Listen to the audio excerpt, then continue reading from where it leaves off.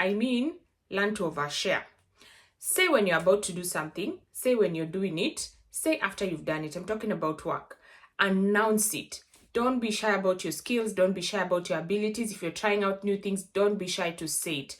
You do things quietly, someone is going to run with your work. Today, I'm going to break down 5 things that it takes to adapt, well, actually thrive in a British work environment, in a working culture in the UK.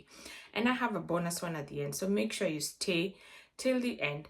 Thank you for joining me today. I am Karen Ekwang. I share videos on moving abroad, working abroad, relocation, and everything around that. If you haven't subscribed, please subscribe. Thank you for all the love you've been showing me in the previous videos. I love hearing from you in the comments. So make sure to comment and make sure to subscribe if you have not. Number 1, you will be judged from day one. Sorry, love. There is no time to adapt. There's no time to land or to settle. You'll be judged from day one that you step into work. From the introduction, people are checking you out. Have already made assumptions. So you have the remaining days to either prove or disprove those assumptions.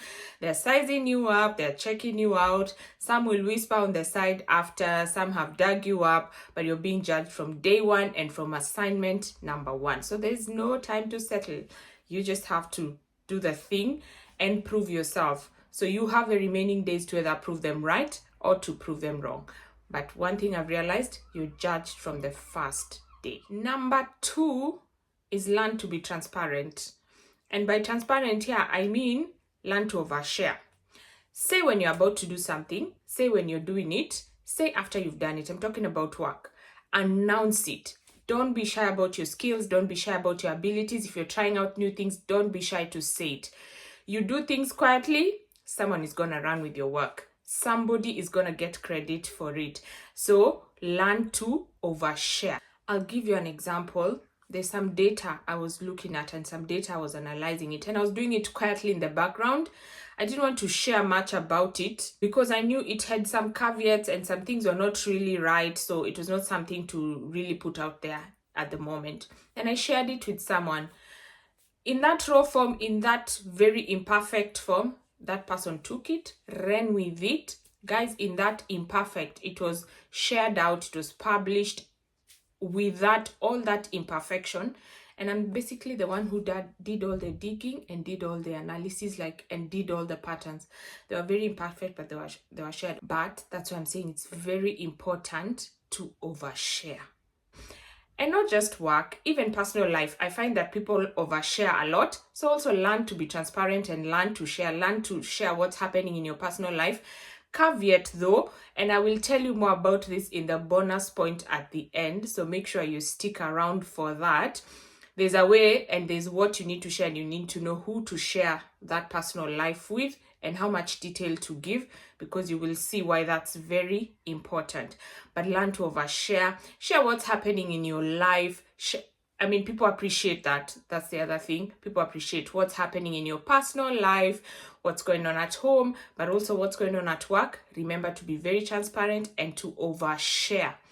If you feel like you're oversharing, you're doing the right thing. If you feel like you're just normal, I don't think you're doing the right thing. And the other thing I have to say, and especially if you're an immigrant, please stop being too grateful. You know this feeling of you're so grateful you're here that you downplay, you underplay yourself and your ability and your values because you're just feeling so grateful to be here. So you're not seeing your value and you're not seeing the kind of value that you're offering. Please stop that and be very bold about your abilities and your skills. I love number 3. Master the art of small talk. Not many people are good at socializing and small talk. So master the art. Let me give you a secret. If you want to hit off a conversation with anyone, no matter where you are, in the train, at work, walking, in the supermarket, just start talking about the weather. Lovely day, or it's horrid out there. I promise you a full-blown conversation follows after that. We love to moan about the weather, so weather is always a good place to start.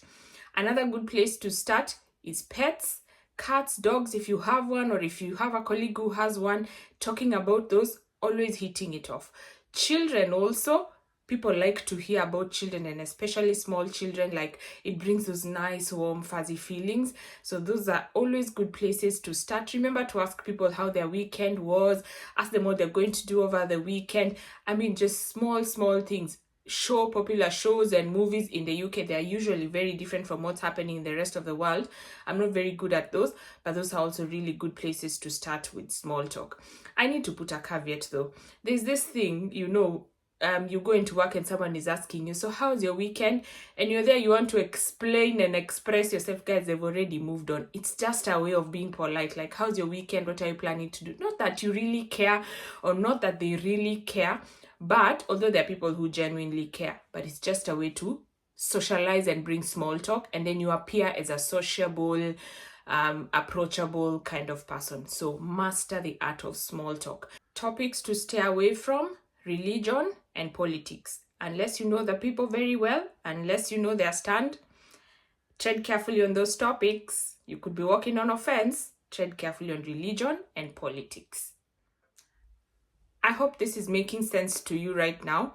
If there are other things you think I'm missing out, please let me know in the comments. If you can relate, please let me know in the comments.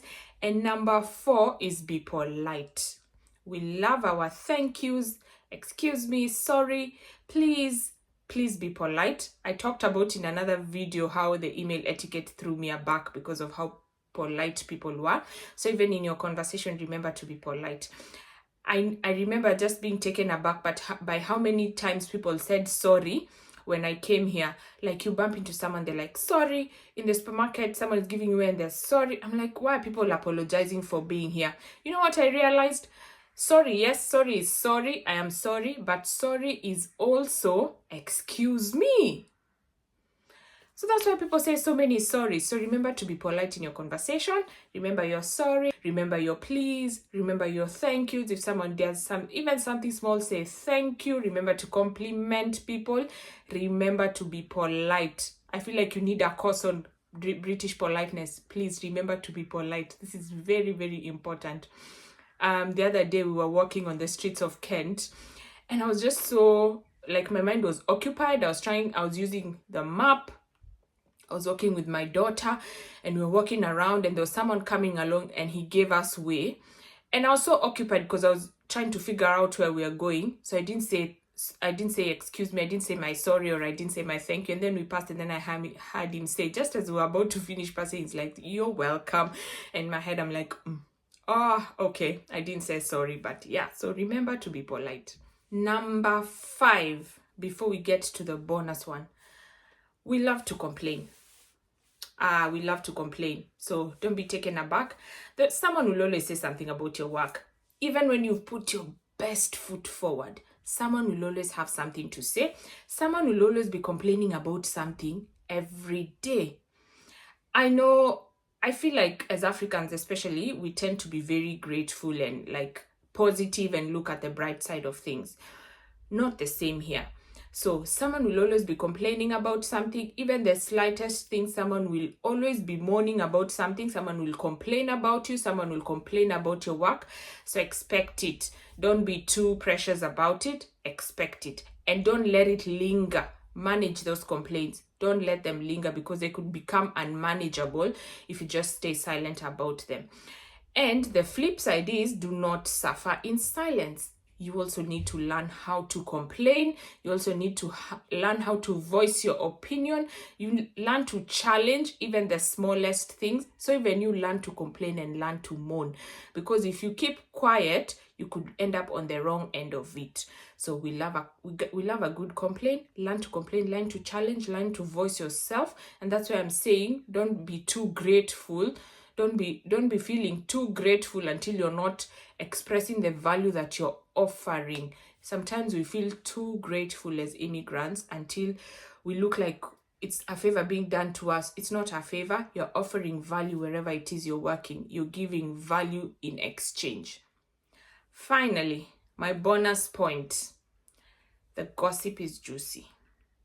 We love a good gossip. Everything is on the table. Remember, I talked about oversharing. This is the caveat I'm putting. Remember, gossip spreads here like wildfire. Everything is on the table. There's nothing to be left. So as you're sharing your personal life, as you're sharing this stuff, just know there's nothing in confidence. Yes, there's a small secret, but it will, within no time, it will be all over the place. Depending on where you work, it will be all over the office. It might even be all over the town. So be careful what you share, and be sure you are ready to share at that time. It's something you want to go out to the public at that time as you share your personal life, because everything is on the table. Even how you react to stuff, comments that are said in passing, questions that are asked informally, things that are discussed informally, everything is on the table. Discussions of how you looked, how you reacted, how you came across in a meeting, how you came across with someone, with a colleague, with a client, all that is on the table. Whatever is happening on your personal life, these things you're sharing that are happening over the weekend, everything is being discussed. If you're changing jobs, you're doing what, and you're confiding in someone, just know it's going round. Everything is being discussed. Also, there are no it's like politics, no permanent friends or enemies. So don't think you have someone in your corner. Be very careful what you say. Be professional. It's good to be sociable, but we are colleagues. Learn the line between friendship, confidence, colleagues. Learn the lines, because gossip spreads here like wildfire. Guys, we love a good gossip. You will realize, and you know it. If you work here, you know it. Before I even moved here, so we used to work with some people from the UK, and a colleague of mine was asked a question by one of them when they were visiting, just off the cuff, about a certain project we were doing. And in his innocence, and I think I would have done the same, he just told his truth. He said the truth about, because it was like an informal conversation. The way that thing was escalated and that comment made its way into the formal setting and became like a big talk and a big topic. When I came here is when I understood everything is on the table. There's nothing informal, there's nothing off the record, and there's nothing on the record. All of it is recorded and it will be talked about somewhere. So it spreads like wildfire. So be careful about what you say. Thank you for staying to the end. Let me know what you think in the comments. Remember to subscribe, and let's meet in the next video.